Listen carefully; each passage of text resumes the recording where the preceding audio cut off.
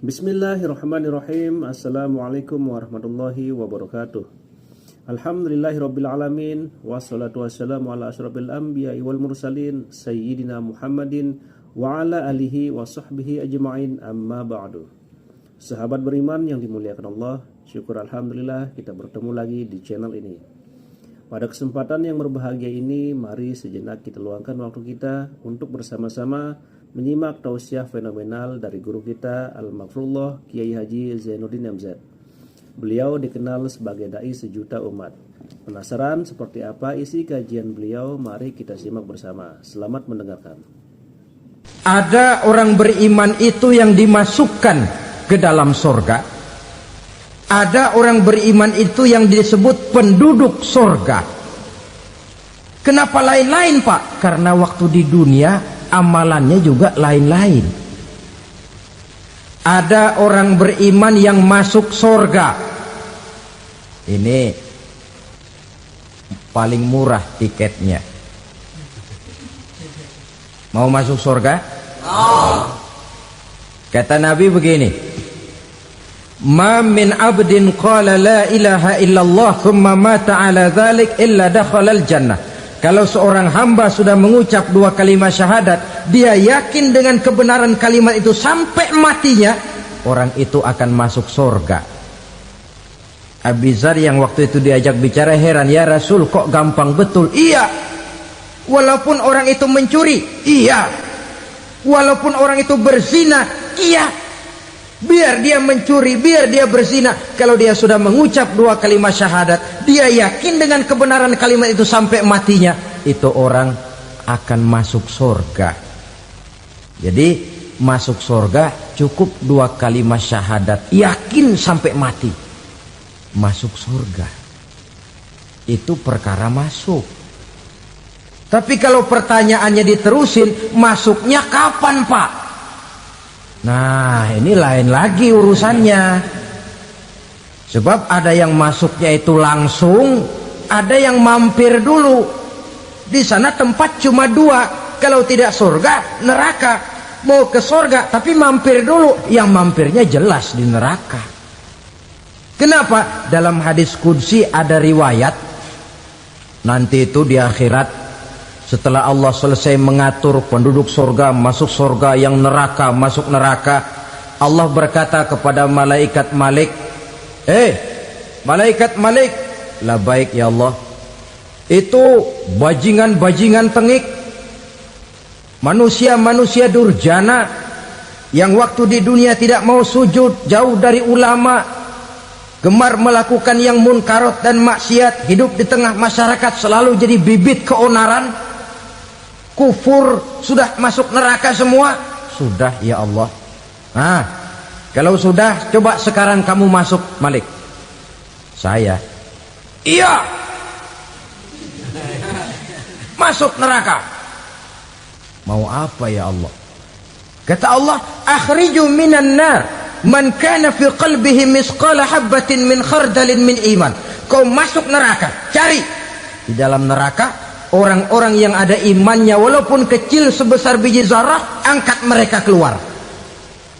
Masuk malaikat Malik ke neraka, cari orang yang ada imannya, korek-korek.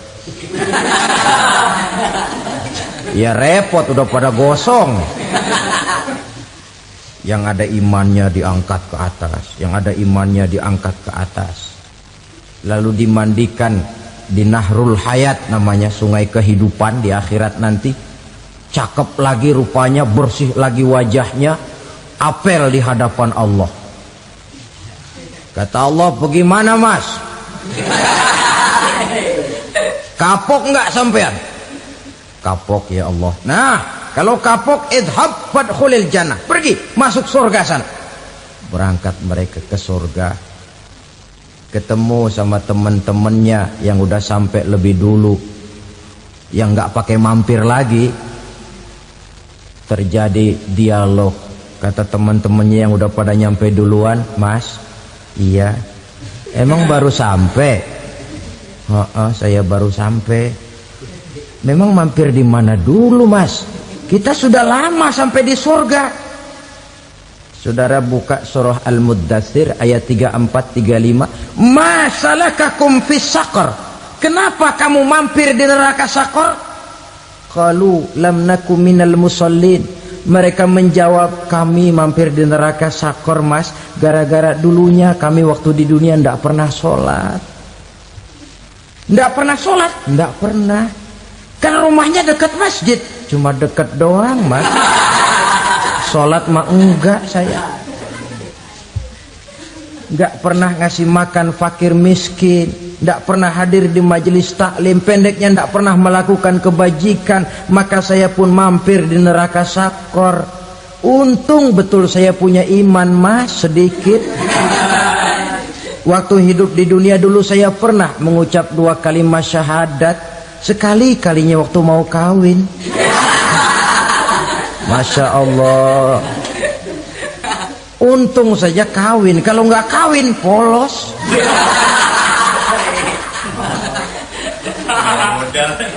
Itu juga pengulu sudah setengah mati ngajarin.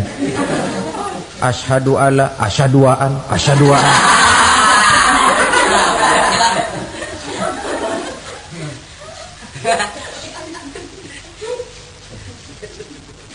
Ini namanya masuk surga, ada mampir dulu. Ada pula orang mukmin itu yang dimasukkan surga. Namanya dimasukkan kan terima beres. Saya masuk ke rumah, jalan sendiri, cari tempat sendiri. Saya dimasukkan ke dalam rumah, terima beres, pokok ada di dalam, itu dimasukkan namanya. Nggak pakai mampir. Tapi tentu tiketnya lebih mahal ketimbang yang pertama tadi. Apa kata Allah? Innal ladzina amanu wa amilus salihat la ukaffiranna anhum sayyi'atihim wa la udkhilannahum jannah. Sesungguhnya orang-orang yang beriman kemudian beramal soleh, kami hapuskan segala dosa dan kesalahannya, kami masukkan mereka ke dalam surga. Lihat ayatnya, Allah yang memasukkan, kita yang dimasukkan. Tidak pakai transit, tidak usah mampir. Cuma tidak cukup syahadat, tidak cukup amanu, tapi diiringi dengan wa amilus salih. Iman, amal. Tidak cukup syahadat, lalu dibuktikan dia sholat, dia zakat, puasa, lalu dia melakukan berbagai macam kebajikan. Ini yang menyebabkan dia tidak pakai mampir di tempat yang bernama Saqar.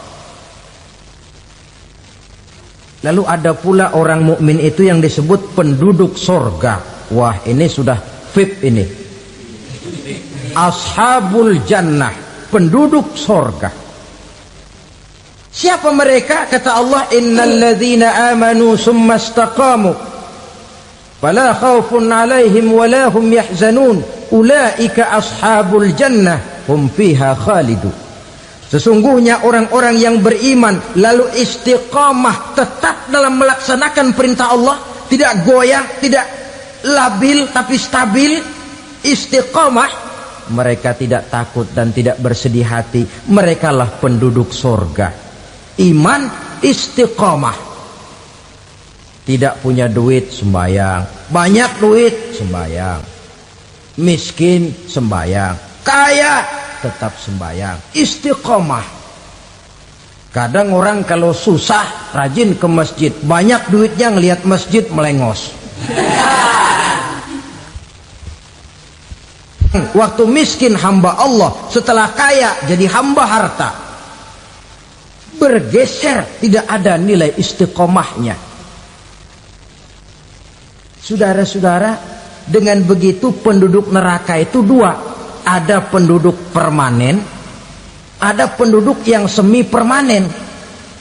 Yang semi permanen orang-orang beriman yang mempunyai dosa besar. Mereka masuk ke neraka untuk menerima azab sesuai dengan dosanya. Bila selesai masa azab itu, mereka akan diangkat untuk ditempatkan kembali ke dalam surganya Allah Subhanahu wa ta'ala. Nah, dikala itulah saudara-saudara, ada yang disebut syafaat dari Rasulullah Sallallahu Alaihi Wasallam. Tapi tentu jangan lupa syafaat ini ibarat kain, menambal dia. kita punya kain bolong-bolong sedikit, syafaat yang menambal. Sholat kita ada kurang dikit, sedekah kita ada campur riak dikit, amalan kita ada tidak karena Allah dikit, kita berharap syafaat. Jadi biarlah kain masih bolong-bolong, yang penting punya kain. Tapi kalau kainnya tidak ada, yang ditambal apanya? Sholat tidak, puasa tidak, zakat tidak, berharap syafaat saja. Ya, terlalu berlebihan itu. Saudara hadirin yang saya hormati, apabila selesai proses penghisaban, proses penghitungan, maka dikala itulah manusia terbagi dalam dua kelompok besar. Fariqun fil jannah wa fariqun fis sa'ir. Sekelompok orang-orang beruntung yang masuk ke dalam surga, dan sekelompok lagi masuk ke dalam neraka. Ibu-ibu, saudara-saudara kaum muslimin rahimakumullah, pada pertemuan yang lalu sudah saya jelaskan bahwa hidup selalu berakhir dengan kematian. Apabila datang kematian menimpa seseorang, datanglah kiamat baginya. Itu yang disebut dengan kiamat kecil.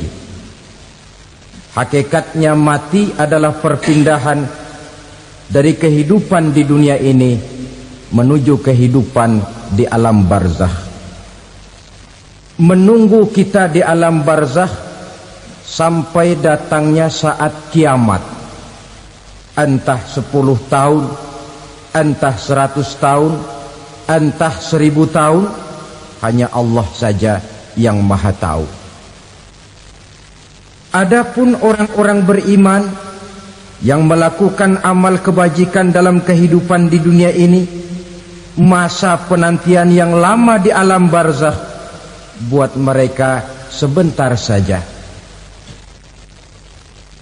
Tetapi bagi orang-orang kafir yang ingkar, yang tidak beriman kepada Allah, yang hidup di dunia cuma menumpuk-numpuk dosa, tentu penantian di alam barzakh akan merupakan waktu yang sangat lama. Bukankah dalam kehidupan kita waktu itu memang relatif? Contoh misalnya, bagi pemuda-pemudi yang sedang duduk asyik memadu cinta, waktu 4-5 jam saja rasanya cuma 4-5 menit. Tenggelam oleh keasikan. Tapi buat orang yang berbaring di rumah sakit, meratap di balik-balik apa itu tembok derita kata lagu, di balik dinding-dinding penjara, sehari bagai seminggu, seminggu rasa sebulan, sebulan boleh jadi rasa setahun. Penantian yang sangat lama. Kapan kiamat itu akan datang? Ini rahasia Allah. Jangankan kita yang orang awam, baginda Nabi sendiri tidak diberitahu oleh Allah kapan kiamat itu akan terjadi. Tetapi sungguh pun demikian, banyak hadis-hadis yang menjelaskan ciri atau tanda-tanda datangnya kiamat. Nah, kalau sudah bicara soal tanda, tanda kiamat itu ada dua. Pertama yang disebut alamatus sughra, tanda-tanda kecil. Ini waktunya masih ada tenggang. Ada yang dinamakan alamatul kubra, tanda-tanda besar. Artinya kiamat sudah diambang pintu. Apa tanda-tanda kecil dari datangnya hari kiamat itu? Misalnya kata Nabi, apabila ilmu sudah diangkat oleh Allah, artinya apabila ulama sudah banyak wafat, minat orang belajar agama berkurang, lalu kebodohan nampak merajalela di mana-mana, zina dikerjakan secara terbuka, minuman-minuman keras jadi kebanggaan, itu termasuk di antara tanda-tanda kecil terjadinya hari kiamat. Apalagi misalnya iza waladatil ammatu rabbataha, apabila budak sudah melahirkan tuan.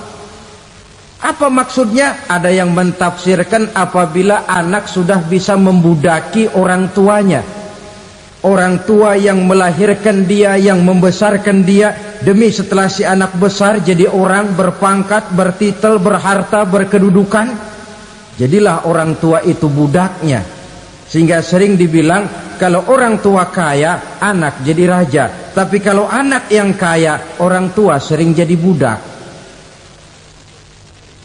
Apalagi munculnya fitnah yang bergelombang, timbul perang antara dua bangsa yang besar, waktu berjalan terasa sangat pendek sekali. Itu merupakan tanda di antara tanda-tanda kiamat. Termasuk di dalamnya sulit membedakan mana laki, mana perempuan. Kan kalau tanda-tanda kayak begini sekarang sudah banyak kita lihat kan?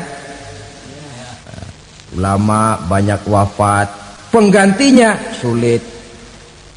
Zina dikerjakan berterang-terangan, minuman keras jadi kebanggaan, banyak anak membudaki orang tuanya, sulit membedakan mana laki mana perempuan. Kadang-kadang dari belakang kita lihat perempuan bener, begitu kita colek nengok jenggotan.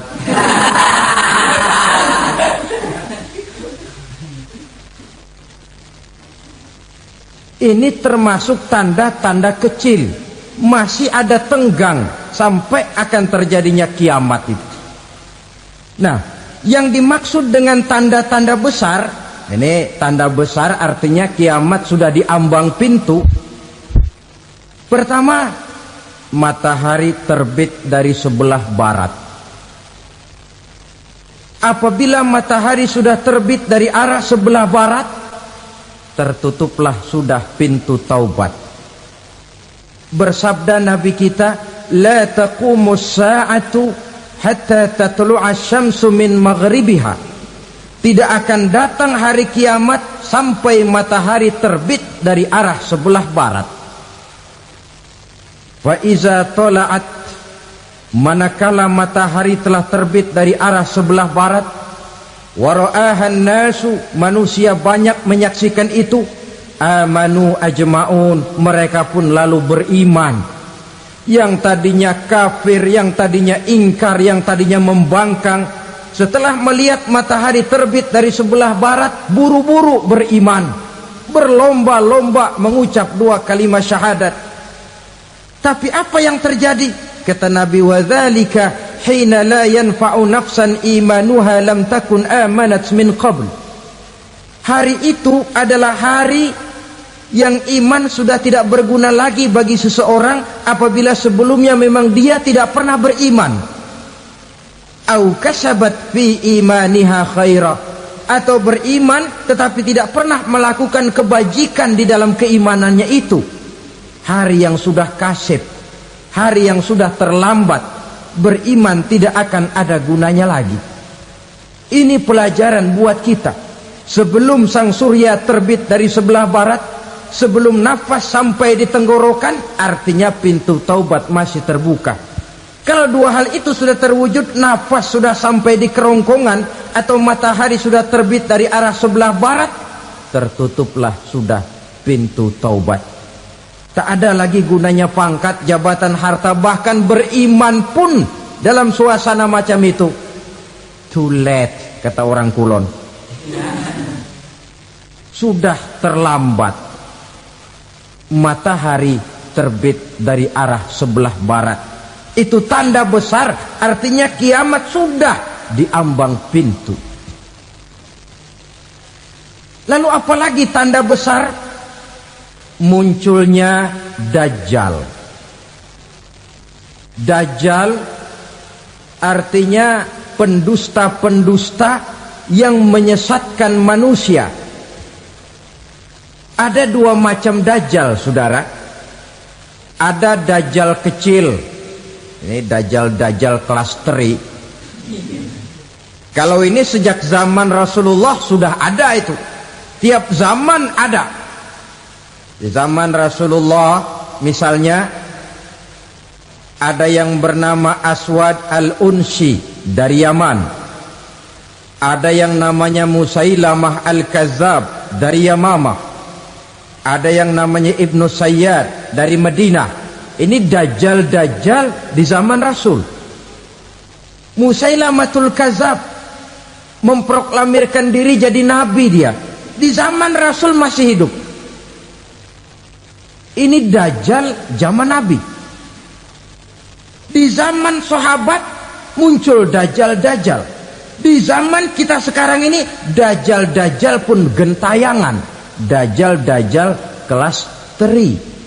Kerjanya mendustakan manusia, menyesatkan manusia, memalingkan manusia dari jalan yang benar dan diridhoi oleh Allah Subhanahu wa taala. Adapun yang merupakan tanda besar dari datangnya kiamat, dajjal-dajjal kelas kakap. Pembohong-pembohong besar yang menyesatkan masyarakat manusia berpaling dari jalan Allah mengikuti jalan mereka.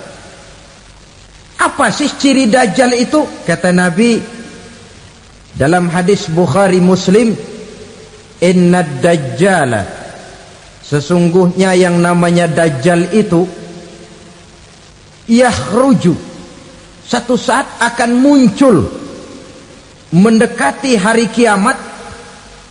Wa inna ma'ahu ma'an, si dajjal ini membawa air. Wa naran, dan juga membawa api. Dua simbol. Di tangan yang satu dia bawa air, di tangan yang satu dia bawa api. Wa ammal ladzi yarahu an-nasu ma'an fanarun, adapun yang orang banyak lihat air, hakikatnya adalah api. Yang dilihat api, hakikatnya adalah air. Oleh sebab itu, kalau api yang ditawarkan, ambillah air. Kalau air yang ditawarkan, pilihlah api. Maksudnya apa ini? Ini bahasa simbol, saudara-saudara. Dajjal bicaranya seolah-olah untuk kepentingan manusia, menawarkan surga. Surga yang dia tawarkan hakikatnya neraka. Hai manusia, kalau kau mau bahagia, jangan dekat-dekat dengan agama. Sholat itu tidak efektif dan efisien, tidak produktif dari segi ekonomi itu. Menghadiri majelis taklim cuma buang-buang waktu. Tahajud, tasbih, tahlil, baca Quran, apa itu? Pekerjaan mubazir saja. Hidup ini cuma sekali, masa yang cuma sekali, manfaatkan dengan sebaik-baiknya. Mumpung, dibawanya sifat mumpung tetapi dalam pengertian yang sangat negatif. Bicaranya seolah-olah untuk kepentingan manusia, tetapi sebenarnya menjerumuskan manusia. Menawarkan air tapi sebenarnya api, menawarkan api tapi hakikatnya air. Buat apa kamu sholat? Buat apa kamu bayar zakat? Buat apa kamu puasa? Surga yang dicanangkan dajjal hakikatnya neraka. Neraka yang digambarkan dajjal pada dasarnya adalah surga. Jadi memutarbalikan fakta itu kerjaan dajjal. Yang hak jadi batil, yang batil dibilang hak, yang benar jadi salah, yang salah malah jadi benar. Tuntunan disuruh jadi tontonan, tontonan malah menjadi tuntunan. Itu pekerjaan dajjal profesinya. Zamannya Nabi Adam, dajjalnya kan iblis. Betul? Betul. Apa sih gang kerayuan iblis itu? Allah setelah menciptakan Nabi Adam kan bilang, Adam, kau dan istrimu Hawa tinggal di surga ini. Seluruh fasilitas yang ada di surga persilahkan kau nikmati. Satu yang tidak boleh, jangan coba-coba dekati pohon khuldi.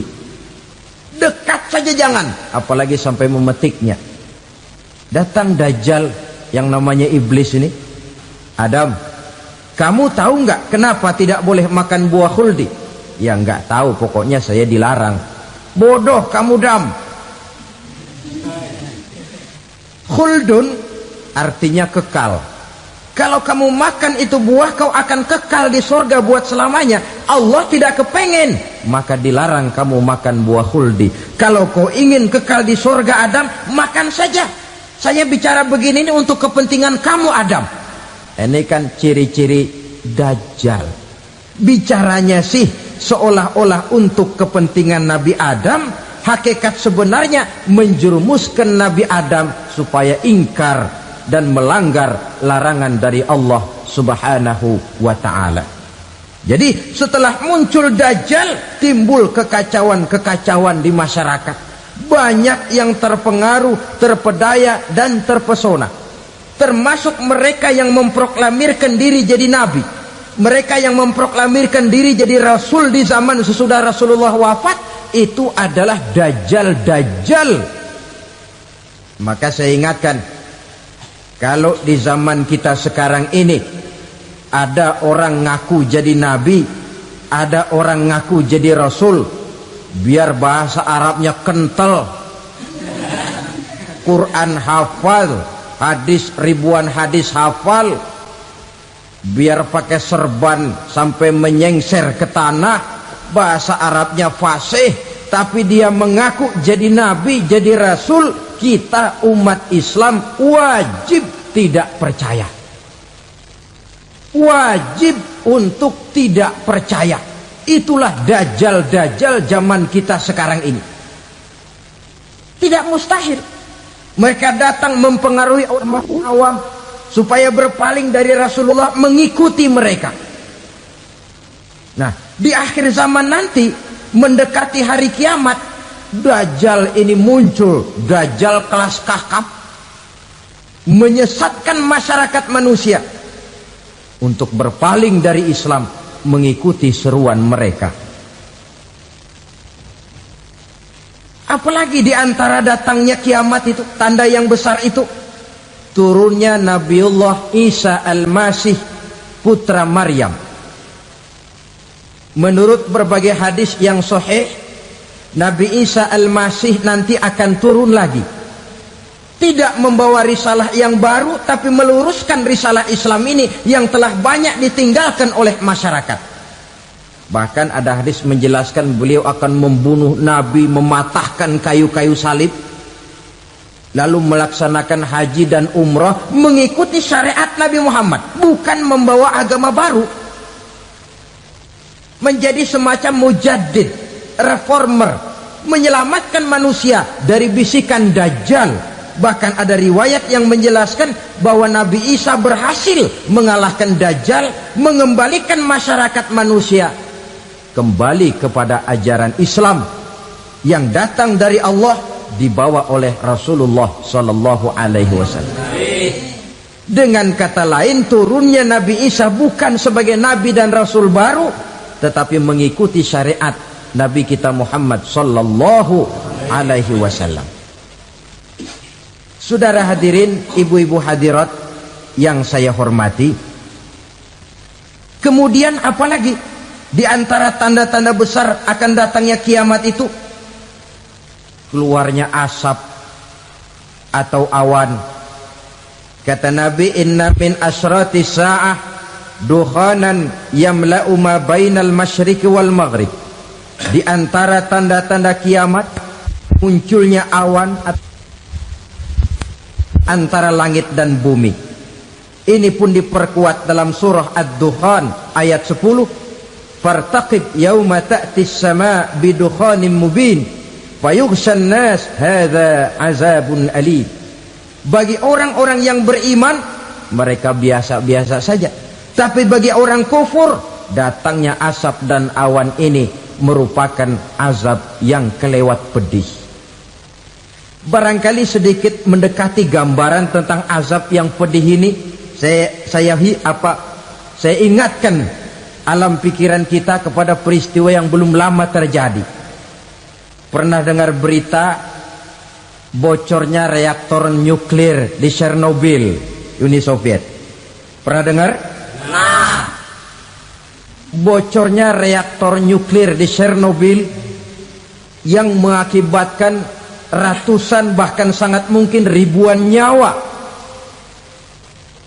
Cuma satu reaktor. Bagaimana kalau seluruh cadangan nuklir yang dimiliki oleh para negara adikuasa ini diledakkan?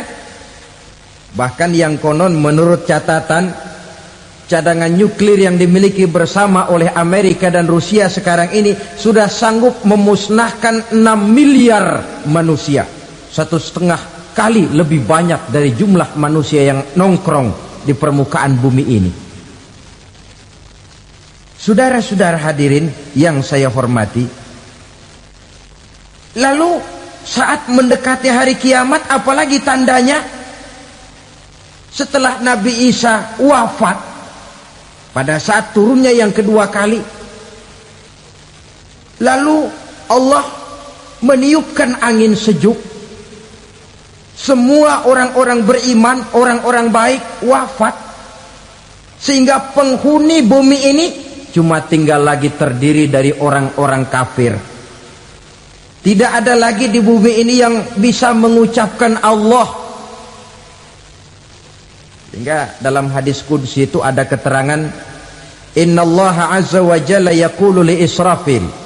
Allah pernah pesan kepada malaikat Israfil, kata Allah, Israfil, idza sami'ta qailan yaqul Allah Allah fa akhirin nafakh 40 sanatan ikraman liqailiha.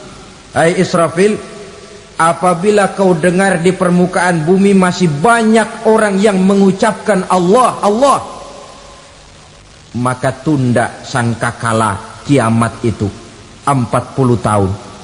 Untuk apa? Ikraman liqailiha, menghormati orang yang mengucapkan Allah Allah itu. Wah, jadi karena sekarang masih banyak yang mengucapkan Allah, besar hatilah kita, masih jauh kiamat itu. Tapi jangan lupa, kiamat pribadi, kiamat kecil itu yang nggak kita sangka-sangka. Ajal datang mencabut nyawa, itu kiamat pribadi, dan itu yang pasti kita hadapi, dan itu yang membuat kita tidak boleh bersikap main-main di dalam kehidupan sekarang ini.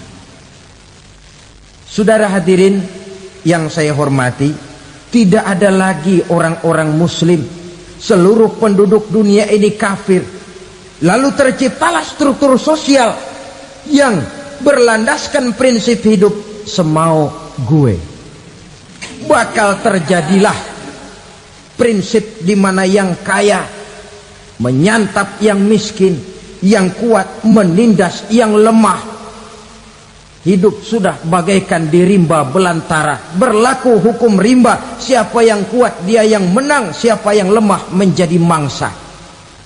Timbul kekacauan, maksiat merajalela, munkarat menjadi-jadi, sehingga isi bumi ini penuh dengan segala macam perbuatan dosa. Tidak ada perlunya lagi alam diperpanjang temponya. Datang saat yang sudah dijanjikan oleh Allah Azza wa Jalla, maka terjadilah yang disebut kiamat kubra, kiamat besar, kiamat hancur-hancuran. Bagaimana kejadian ini dimulai? Dalam surah Az-Zumar ayat 68, Allah Subhanahu wa taala berfirman, wa nufikha fis-suri fasa'iqa man fis samawati wa man fil ardi illa man sya'allahu. Maka manakala ditiuplah sangkakala, terkejutlah seluruh yang ada di langit dan seluruh yang ada di bumi. Bila saat kiamat datang, Allah perintah malaikat Israfil, Israfil, tiup sangkakalamu. Ditiuplah sangkakala oleh malaikat Israfil. Yang akibat daripada tiupan itu, seluruh yang ada di langit, seluruh yang ada di permukaan bumi terkejut. Yang ada di langit siapa? Malaikat kan. Bayangin aja kalau malaikat kaget, apalagi kita. terkejut seluruh makhluk yang ada di bumi, yang ada di langit mendengar suara sangkakala itu. Bunyinya tidak sanggup kita bayangkan dahsyatnya. Ledakan nuklir, ledakan neutron, belum apa-apa ketimbang bunyi sangkakala malaikat Israfil ini.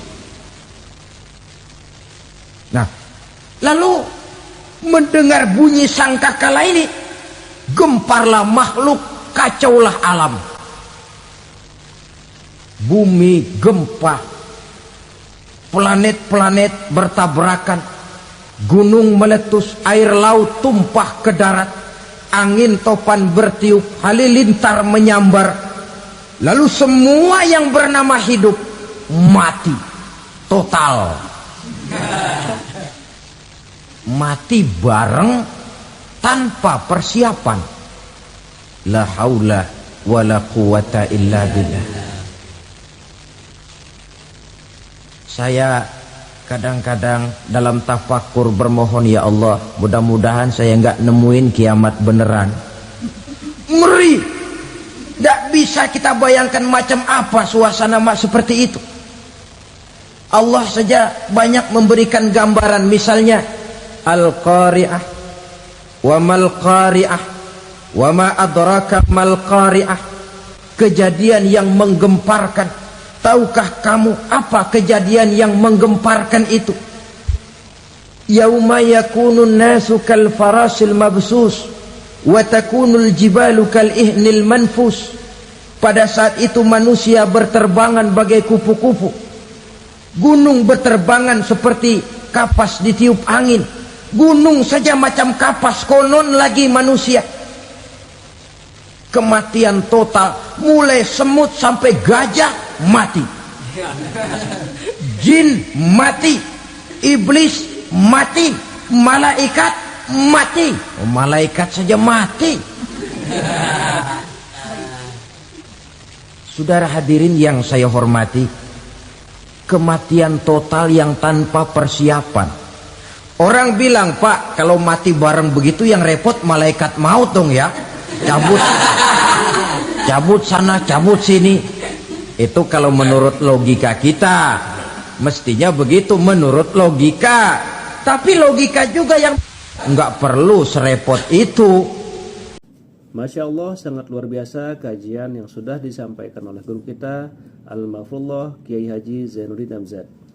Sahabat beriman yang dimuliakan Allah, tetaplah di channel ini karena kajian ini belum selesai dan masih banyak lagi hal-hal menarik yang akan disampaikan beliau. Tetaplah di channel ini dan mari kita lanjutkan kembali. Selamat mendengarkan. Sebab untuk mematikan listrik di wilayah DKI, di wilayah Jakarta, tidak perlu tiap rumah didatengin matiin, ya lama.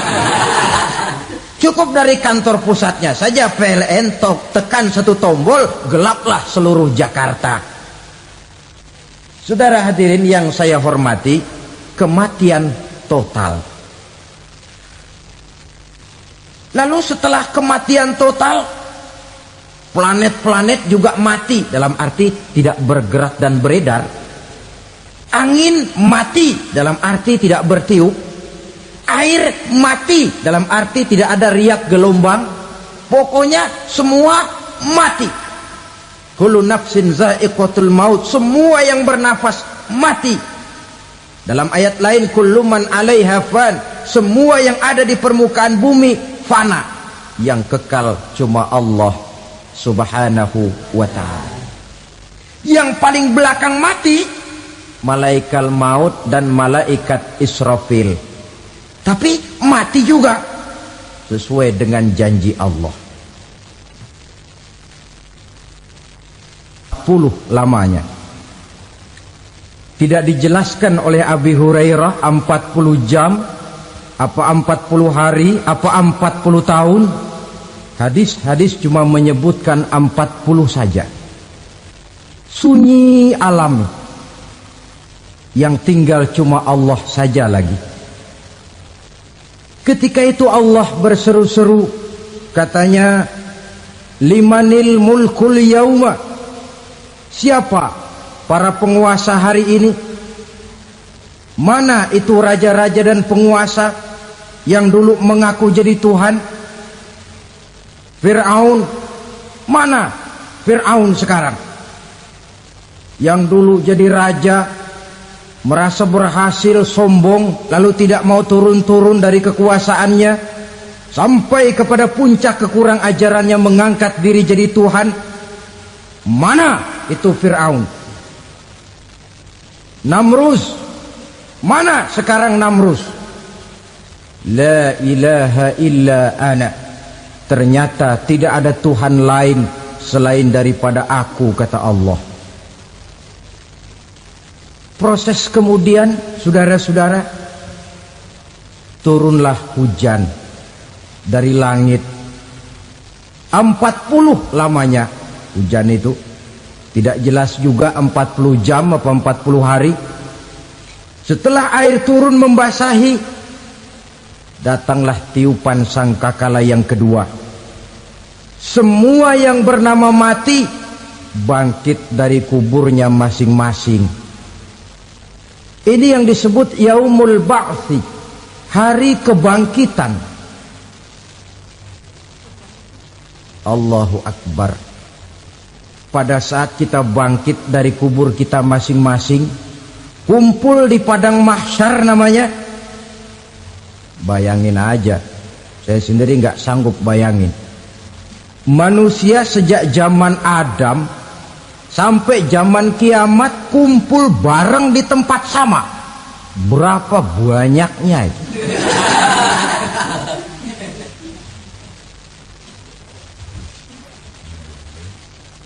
Dan yang luar biasa menurut satu riwayat, pada saat bangkit itu, Masya Allah, roman muka kita berubah.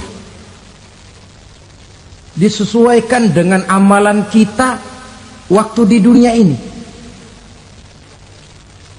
Barang siapa yang waktu di dunia amalannya itu amalan tikus, di akhirat nanti dia bangkit dari kubur, mukanya seperti muka tikus. Gagah betul badannya, tapi mukanya seperti tikus. Kenapa? Amalannya waktu di dunia seperti amalan tikus. Apa amalan tikus itu? Suka ngegeragoti barang yang sudah disimpan rapi-rapi. Orang sudah simpan uang rapi-rapi, simpan perhiasan rapi-rapi, digeragoti oleh tikus. Maling-maling, pencoleng-pencoleng, koruptor-koruptor, itu nanti di akhirat nanti kita lihat mukanya seperti muka tikus. Oh, ini waktu di dunia suka nyolong, hanya seperti muka tikus. Barang siapa yang waktu di dunia ini amalannya itu amalan macan, dia akan bangkit nanti mukanya seperti muka macan. Apa amalan macan? Macan itu amalannya menang-menangan. Orang yang mau menang saja nggak mau mengalah. Coba lihat di hutan. Kenal hutan nggak? Nah. Di hutan, raja hutan di mana-mana pasti macan. Betul kan? Betul. Padahal hutan belum pernah bikin pemilihan umum.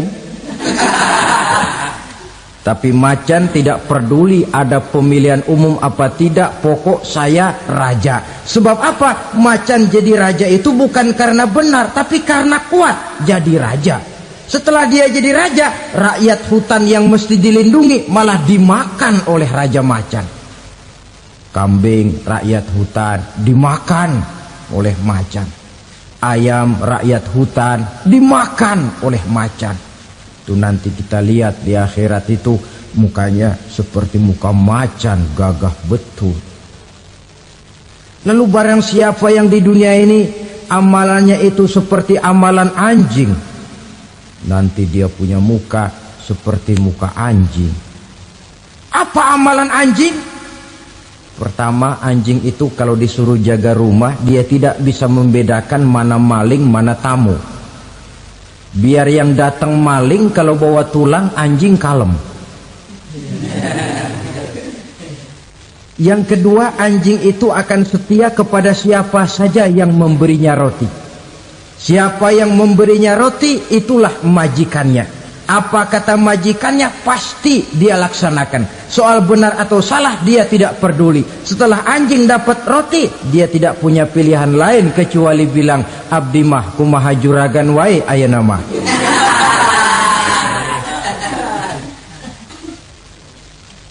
Saudara hadirin yang saya hormati,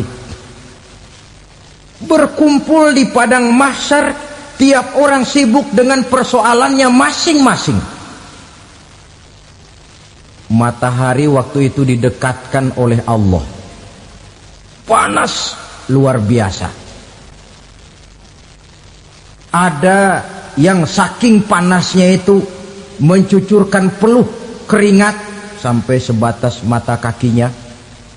Ada yang keringatnya sampai sedengkulnya, ada yang keringatnya sampai sepusatnya, ada yang keringatnya mengalir sampai sebahunya, ada yang kelelap oleh keringatnya sendiri, sementara orang di sampingnya nggak apa-apa. Bergantung lagi amalan dia waktu di dunia ini. Saudara-saudara, sebagian orang dalam kepanikan padang mahsyar berombong-rombong datang mereka menghadap Nabi Adam. Ya Adam, anta abal bashar. Hai Adam, Tuhan adalah bapak moyang manusia. Kami sebentar lagi akan disidang, dimintakan pertanggungan jawab. Tolonglah kami, hai Adam. Kata Nabi Adam, jangankan nolongin sampean, saya sendiri tanggung jawab di hadapan Allah ketika dulu tidak boleh makan khuldi, saya serobot. Sudahlah, urus diri masing-masing saja, nafsi. Begitu kata Nabi Nuh, begitu kata Nabi Ibrahim. Tiap orang bertanggung jawab sendiri-sendiri. Ketika itulah saudara-saudara, nikmatnya menjadi umat Nabi besar Muhammad sallallahu alaihi wasallam. Sebab apa? Walaupun menurut abjad kita ini umat paling belakang, paling belakang kita ini toh, karena Nabi Muhammad adalah Nabi akhir, tapi akan dihisap lebih dulu, lewat di atas sirat lebih dulu, masuk surga lebih dahulu ketimbang umat-umat belakangan. Ketika Rasul mendekati ajal, beliau tanyakan itu kepada malaikat Jibril. Malaikat Jibril berkata, Muhammad jangan khawatir, Allah sudah berjanji, inni haramtul jannata ala sairil anbiya hatta tadkhulaha anta, wa haramtuha ala sairil umami hatta tadkhulaha ummatuka. Surga aku haramkan buat seluruh nabi kecuali kalau engkau Muhammad sudah masuk ke dalamnya, dan surga aku haramkan buat seluruh umat kecuali kalau umatmu Muhammad sudah masuk ke dalamnya. Logikanya, walaupun menurut abjad kita umat paling belakang, bakal dihisap paling dulu, lewat di atas sirat paling dulu, masuk surga paling dulu, kalau mampir ke neraka juga paling dulu. Ya resiko. Jangan mau enaknya aja paling dulu. Saudara hadirin yang saya hormati,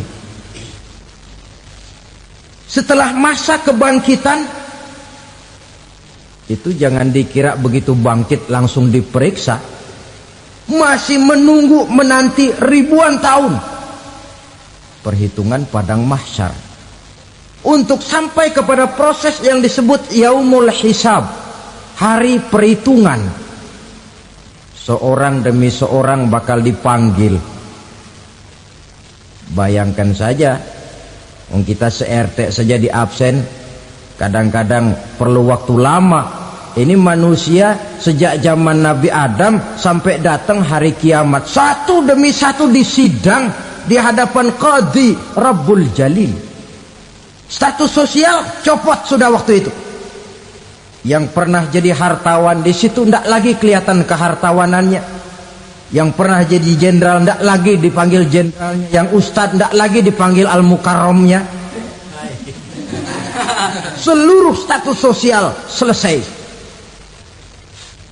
Dipanggillah kita seorang demi seorang menghadap Qadhi Rabbul Jalil. Bagaimana proses penghisaban itu? Pertama, proses tanya jawab. Di antaranya ada hadis menyatakan lan tazula qadama 'abdin yaumal qiyamah hatta yus'ala an arba'i khisalin. Besok di hari kiamat tidak akan bergeser telapak kaki seorang hamba sampai dia ditanya lebih dulu tentang 4 persoalan. Tentang ilmunya. Kemana ilmu itu diamalkan? Tentang umurnya. Di mana umur itu dihabiskan? Tentang masa mudanya. Kemana masa muda itu dipakai? Tentang hartanya. Dari mana harta itu didapat dan kemana harta itu dibelanjakan. Ini termasuk proses tanya jawab. Jadi kalau istilah pengadilan dunia, nama Fulan bin Fulan. Kamu waktu di dunia diberikan umur panjang untuk apa? Pernah mengalami masa muda, kemana kau habiskan masa remajamu? Kau diamanahkan ilmu, dengan apa ilmumu kau amalkan? Kau diberikan harta, dari mana harta kau dapat, kemana kau belanjakan? Tak seorang pun yang bisa mungkir. Sebab apa? Dikala itu yang menjadi saksi bukan orang. Yang menjadi saksi adalah seluruh anggota badan kita. Tangan bicara, kaki jadi saksi terhadap seluruh amalan yang pernah kita kerjakan pada saat kehidupan di alam dunia ini. Selesai proses tanya jawab, lalu diperlihatkan buku catatan kita waktu hidup di dunia ini. Jangan lupa Allah itu menyiapkan 2 superkomputer kepada kita. Sebelah ditempelin sebelah kanan, yang sebelah tempelin di sebelah kiri. Komputer itu namanya Raqib dan Atid. 2 malaikat yang apabila baik kita lakukan, refleks saja akan menulis kebajikan kita. Jahat kita kerjakan akan tertulis. Catatan itu nanti diperlihatkan kepada kita. Waduh, alangkah malunya pada saat diperlihatkan catatan kita, buku rapot kita merah melulu. Barangkali diperiksa sambil diomelin, brengsek lo. Buku merah melulu begini, bagaimana waktu hidup di dunia? Tidak cukup diperlihatkan buku catatan kehidupan, rekaman kehidupan. Rekaman kehidupan kita secara utuh sejak terlahir sampai ajal datang merenggut nyawa. Barangkali mirip dengan video sekarang ini, di mana terekam dengan baik seluruh kegiatan kita sejak yang sekecil-kecilnya sampai kepada yang sebesar-besarnya. Untuk kemudian kita pun menerima balasan. In khairan fa khairun wa in syarran fa syarrun. Kalau baik ya baik balasannya, kalau jahat ya jahat juga balasannya. Catatan-catatan kita diberikan. Kalau banyak kebajikannya diberikan di tangan kanan dengan cara yang halus. Kalau banyak kejahatannya diberikan dari sebelah kiri atau dilempar dari belakang. Itulah sebabnya sejak di dunia ini kita sudah mohon kepada Allah. Ketika berwudu membasuh tangan kanan, apa kita bilang? Allahumma a'tini kitabi biyamini wa hasibni hisaban yasira. Ya Allah, berikan saya kitab di tangan kanan, dan kalau saya memang perlu dihisap, hisaplah saya yang seringan-ringannya. Tangan kiri berlindung kita kepada Allah, jangan sampai diberikan kitab di tangan kiri atau dari arah sebelah belakang. Wa a'udzubika an tu'tiya kitabi bishimali aw min wara'i zuhri, dari arah sebelah belakang. Na'udzubillah min dzalik. Setelah selesai lewat proses penghisaban, lewat mizan, timbangan, maka yang sudah selesai dihisab itu bergeraklah menuju sirat, jembatan yang terbentang menuju surga melalui neraka. Saudara-saudara, panjangnya perjalanan sirat itu memakan waktu ratusan tahun. Tetapi orang yang lewat di atas sirat pun macam-macam, bergantung amalannya ketika di dunia ini. Ada yang lewat di atas sirat itu kalbarkil khatib, seperti kilat yang menyambar, lep, sudah sampai dia di surga. Cepat bukan main. Ada yang lewat di atas sirat itu seperti orang lari-lari. Ada yang lewat di atas sirat itu seperti orang jalan biasa. Ada yang sambil merangkak, ada yang sambil ngesor, ada yang sambil gelayutan, ada yang selamat sampai ke ujung ke surga, ada yang tergelincir jatuh masuk ke dalam neraka, bergantung amalannya dalam kehidupan di dunia sekarang ini. Tiap kita akan melewati yang namanya sirat ini. Saudara-saudara kaum muslimin yang saya hormati, dengan demikian mereka yang selamat melalui sirat sampai ke terminal akhir surga, mereka yang ketika dihisab ternyata banyak kejahatannya daripada kebaikannya, mereka singgah di dalam neraka.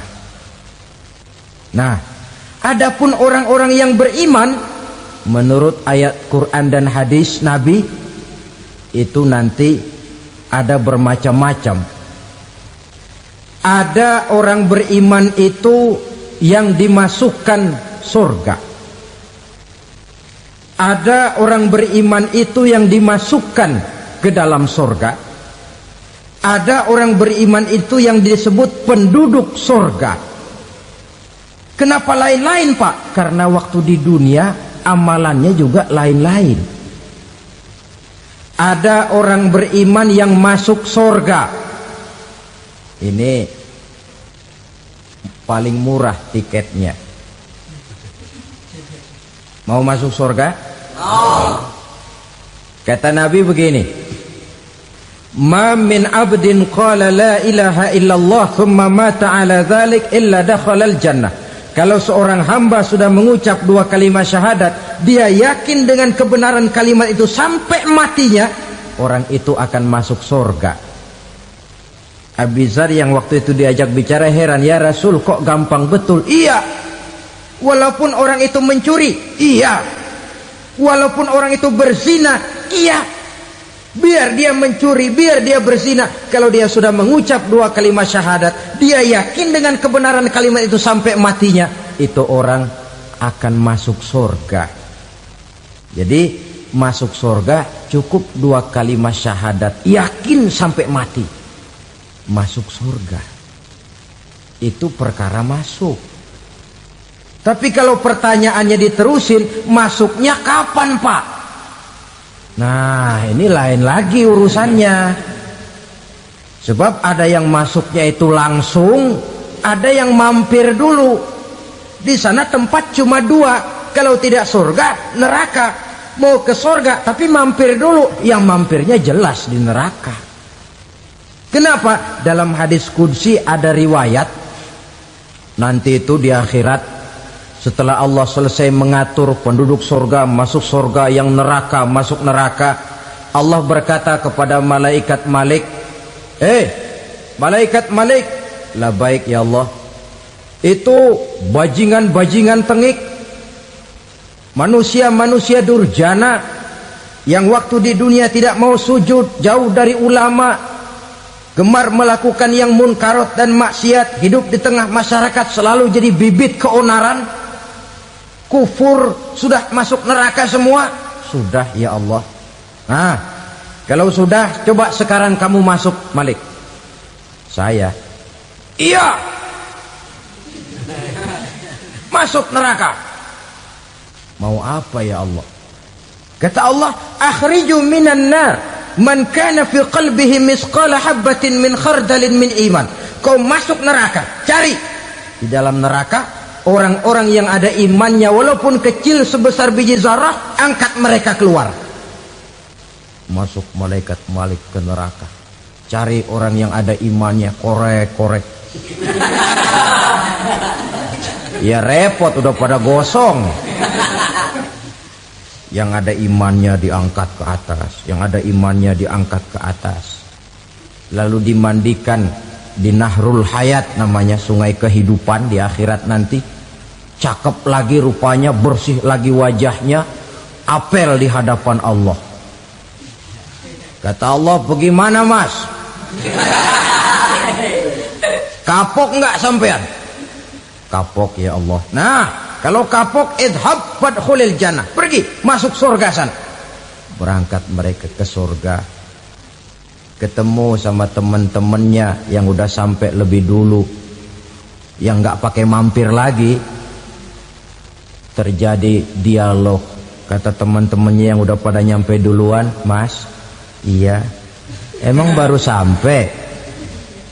Saya baru sampai. Memang mampir di mana dulu mas? Kita sudah lama sampai di surga. Saudara buka surah Al-Muddathir ayat 34-35. Ma salakakum fis saqar?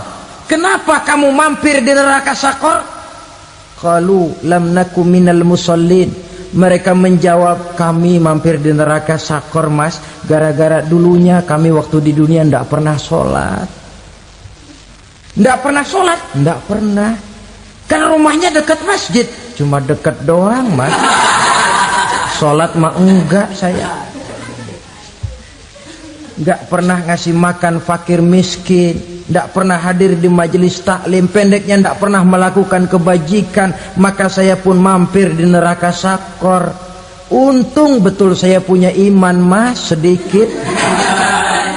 Waktu hidup di dunia dulu saya pernah mengucap 2 kalimat syahadat. Sekali-kalinya waktu mau kawin. Masya Allah. Untung saja kawin. Kalau nggak kawin polos.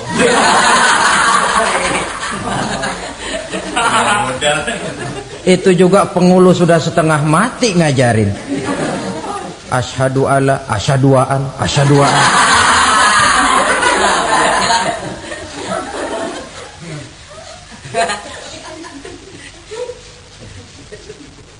Ini namanya masuk surga, ada mampir dulu. Ada pula orang mukmin itu yang dimasukkan surga. Namanya dimasukkan kan terima beres. Saya masuk ke rumah, jalan sendiri, cari tempat sendiri. Saya dimasukkan ke dalam rumah, terima beres, pokok ada di dalam, itu dimasukkan namanya. Nggak pakai mampir. Tapi tentu tiketnya lebih mahal ketimbang yang pertama tadi. Apa kata Allah? Innal ladzina amanu wa amilus solihat la ukaffiranna anhum sayyi'atihim wa la udkhilannahum jannah. Sesungguhnya orang-orang yang beriman kemudian beramal soleh, kami hapuskan segala dosa dan kesalahannya, kami masukkan mereka ke dalam surga. Lihat ayatnya, Allah yang memasukkan, kita yang dimasukkan. Tidak pakai transit, tidak usah mampir. Cuma tidak cukup syahadat, tidak cukup amanu, tapi diiringi dengan wa'amilus salih. Iman, amal. Tidak cukup syahadat, lalu dibuktikan dia sholat, dia zakat, puasa, lalu dia melakukan berbagai macam kebajikan. Ini yang menyebabkan dia tidak pakai mampir di tempat yang bernama Saqar. Lalu ada pula orang mukmin itu yang disebut penduduk surga. Wah, ini sudah VIP ini. Ashabul jannah, penduduk surga. Siapa mereka? Kata Allah, innal ladzina amanu summa istaqamu fala khaufun 'alaihim wala hum yahzanun ulaika ashabul jannah hum fiha khalidun. Sesungguhnya orang-orang yang beriman lalu istiqamah, tetap dalam melaksanakan perintah Allah, tidak goyah, tidak labil tapi stabil, istiqamah, mereka tidak takut dan tidak bersedih hati. Merekalah penduduk surga. Iman, istiqamah. Tidak punya duit, sembahyang. Banyak duit, sembahyang.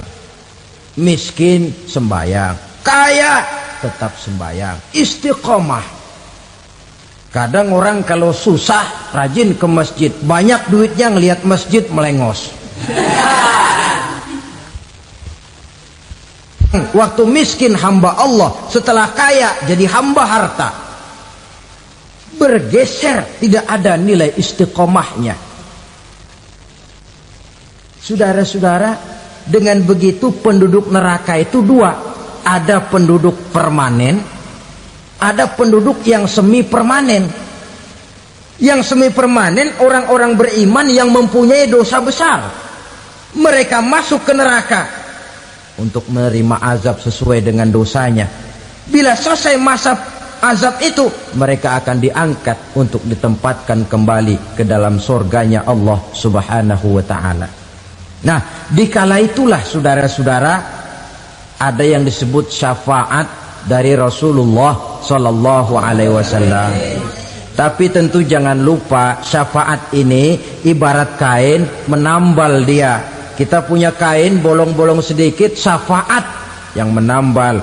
Solat kita ada kurang dikit, sedekah kita ada campur riak dikit, amalan kita ada tidak karena Allah dikit, kita berharap syafaat. Jadi biarlah kain masih bolong-bolong, yang penting punya kain. Tapi kalau kainnya tidak ada, yang ditambal apanya? Solat tidak, puasa tidak, zakat tidak, berharap syafaat saja. Ya, terlalu berlebihan itu. Saudara hadirin yang saya hormati, apabila selesai proses penghisaban, proses penghitungan, maka dikala itulah manusia terbagi dalam dua kelompok besar. Fariqun fil jannah wa fariqun fis sa'ir. Sekelompok orang-orang beruntung yang masuk ke dalam surga, dan sekelompok lagi masuk ke dalam neraka. Alhamdulillahirrabbilalamin. Demikianlah kajian penuh ilmu, hikmah, dan manfaat yang sudah disampaikan oleh guru kita Al-Maghfurullah Kiai Haji Zainuddin MZ. Sahabat beriman yang dimuliakan Allah, mari kita doakan guru kita, semoga beliau diampuni segala dosa-dosanya dan dilapangkan kuburnya. Dan buat sahabat semua yang sudah setia menyimak kajian ini sampai selesai, saya ucapkan terima kasih banyak. Doa dan harapan saya, semoga sahabat semua selalu diberikan kesehatan, dimudahkan segala urusannya, dan dilancarkan rezekinya. Amin ya rabbal alamin. Demikian yang dapat saya bagikan, kurang lebihnya mohon maaf. Sampai bertemu lagi di video berikutnya. Wabillahi taufik wal hidayah waridha wal inayah. Wassalamualaikum warahmatullahi wabarakatuh. Setelah kita bersama-sama mendengarkan tausiah yang sangat luar biasa dari guru kita Al-Maghfurullah Kiai Haji Zainuddin MZ, sekarang mari kita lanjutkan aktivitas kita masing-masing. Semoga apa yang sudah disampaikan oleh beliau menjadi ilmu yang bermanfaat dalam kehidupan kita sehari-hari. Selamat beraktivitas buat sahabat semua dan sukses selalu. Amin ya rabbal alamin. Sampai bertemu lagi di kajian berikutnya. Wassalamualaikum warahmatullahi wabarakatuh.